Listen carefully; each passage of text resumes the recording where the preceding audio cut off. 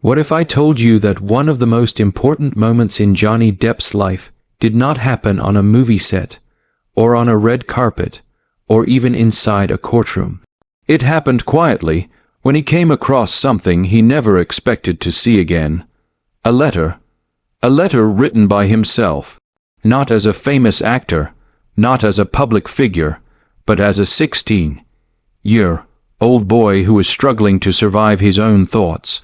If you have followed Johnny Depp's life even a little, you already know his story feels bigger than Hollywood. It feels personal. For many people, it feels familiar.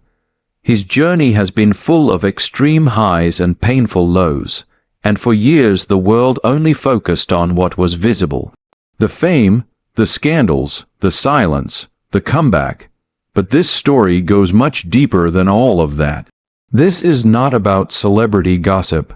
It is about a moment that forced Johnny to come face to face with the person he once was.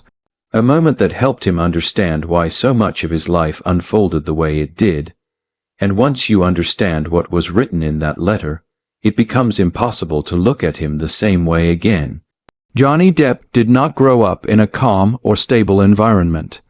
His childhood was filled with constant movement, emotional tension, and a feeling that safety could disappear at any moment.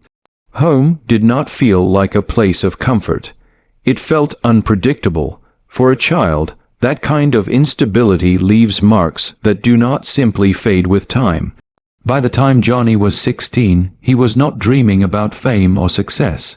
He was not imagining movie premieres or awards. He was trying to escape. Escape from school that did not understand him. Escape from a home that felt heavy. Escape from emotions he did not have the words to explain.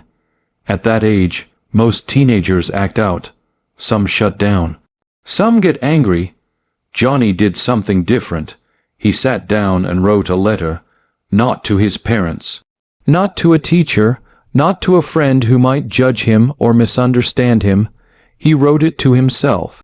That letter became a place where he could be honest. A place where he could admit fear without being interrupted.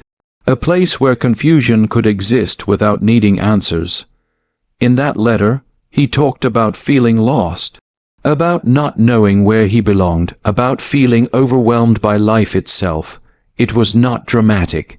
It was raw. It was a young person quietly asking for help. Then life moved fast, faster than anyone could have predicted. Music entered his life in a serious way. Acting followed. Opportunities opened up.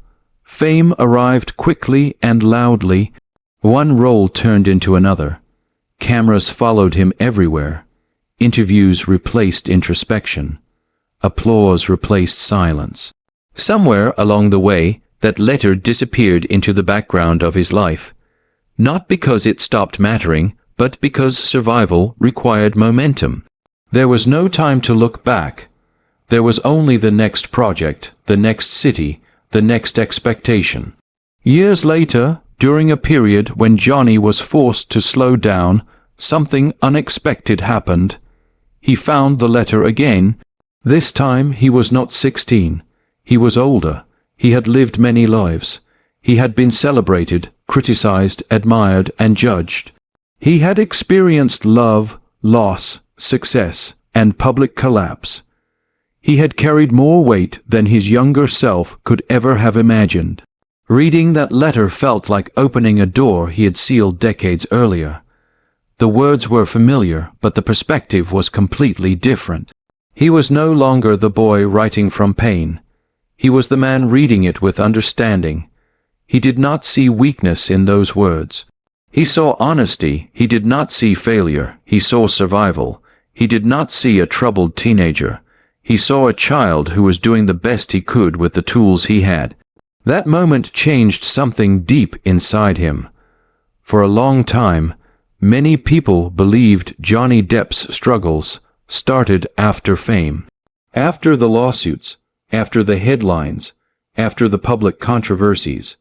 But the truth is far more complicated. The pain did not begin in adulthood.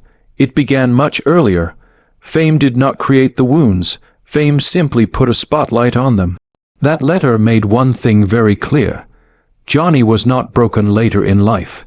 He was wounded early, and instead of being given the space to heal, he learned how to perform, how to adapt, how to become whoever the world needed him to be. Creativity became his shield, music became a refuge. Acting became a place to hide and express at the same time. Each character he played allowed him to release something he never fully processed as a teenager. This is why so many of his roles feel deeply emotional, even when the stories are fictional. He gravitated toward characters who were misunderstood. Characters who stood on the edge of society. Characters who felt too much and said too little. That was not an accident. It was recognition. Psychologists often explain that unresolved childhood trauma does not disappear. It waits, it shapes choices, it influences reactions, it shows up in relationships, habits, and coping mechanisms. Johnny's story fits this pattern almost perfectly. The letter did not just remind him of where the pain began. It helped him understand why he spent so many years running from stillness, why silence felt uncomfortable, why slowing down felt dangerous. For most of his life, movement meant safety. As long as he was creating, traveling, performing, and transforming, he did not have to sit with the emotions that letter contained. But time has a way of removing distractions. When Johnny reached a point where the noise faded and the rolls slowed, that letter became impossible to ignore. It was not accusing him, it was not demanding anything, it was simply asking to be heard. Instead of rejecting it, he listened. People close to him have said that Johnny does not choose characters the way other actors do. Characters seem to find him. When you understand his inner world, that makes sense. He connects to emotional truth, not surface-level storytelling. Reading that letter helped him realize that he had been protecting himself for decades. Every layer of eccentricity, every transformation, every artistic choice, they were not random, they were armor. And here is something important. He did not destroy that letter. He did not hide it away in shame. He kept it.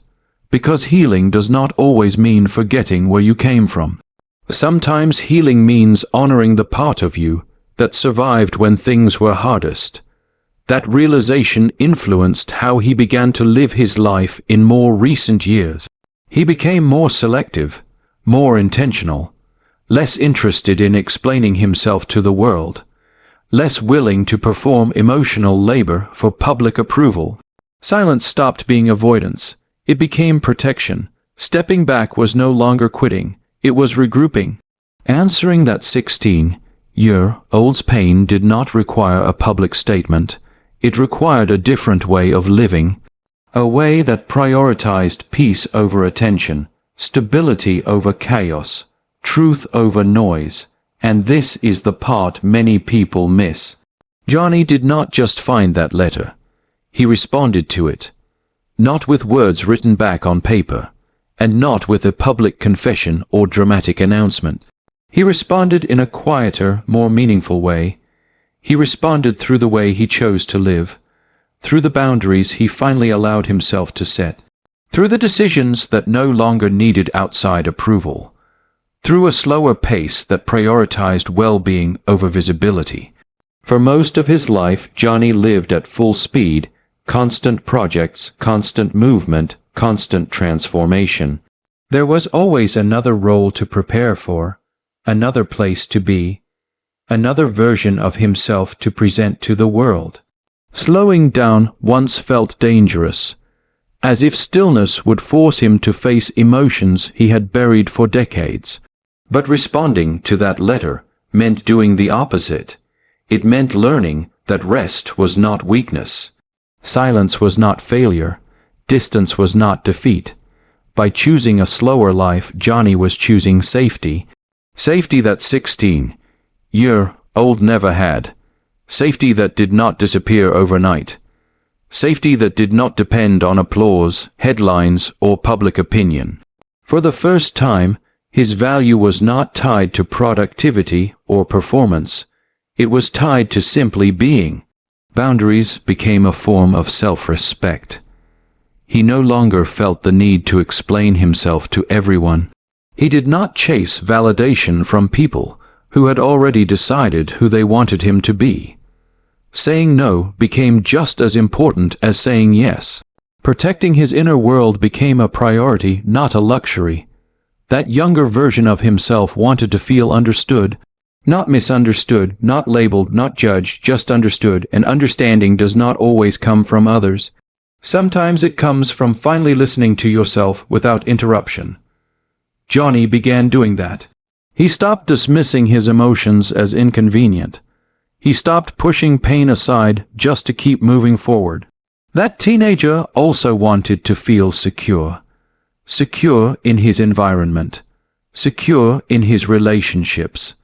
Secure in the knowledge that tomorrow would not suddenly fall apart. As an adult, Johnny started creating that stability intentionally. Fewer people, more trust, fewer obligations. More meaning. He built a life that felt grounded instead of chaotic. And maybe most importantly, that teenager wanted to feel like existing was enough. Not performing, not proving, not surviving through creativity alone, just existing, being alive without constantly justifying it. Johnny's response to that need was powerful in its simplicity. He allowed himself to step out of the spotlight when necessary. He allowed himself to heal without an audience. He allowed himself to live without constantly being seen. In doing so, he gave that younger self something priceless. Permission to rest. Permission to be human. Permission to take up space without earning it. That is not a loud transformation. It does not trend easily. But it is real, and it may be the most meaningful chapter of his life so far. Decades later, Johnny is quietly giving him exactly that. So when people wonder why he moves differently now, why he speaks less, why he chooses carefully, the answer is simple. He is no longer running, he is listening, and maybe that is the most powerful comeback of all. Now let me ask you something. If you found a letter written by your younger self, what do you think it would say? Would it recognize the life you are living now? Would it feel heard? Would it feel protected? That question is uncomfortable for a reason. If this story made you pause, you are not alone. Stories like this resonate because they remind us that growth is not about becoming someone new. It is about finally understanding who we have always been. If you felt connected to this journey, take a moment to share your thoughts. Sometimes saying things out loud is the first step toward answering your own letter. And if you want to explore more stories like this, stories that go beyond headlines and into the human experience, stay close. There is always more beneath the surface than the world wants you to see.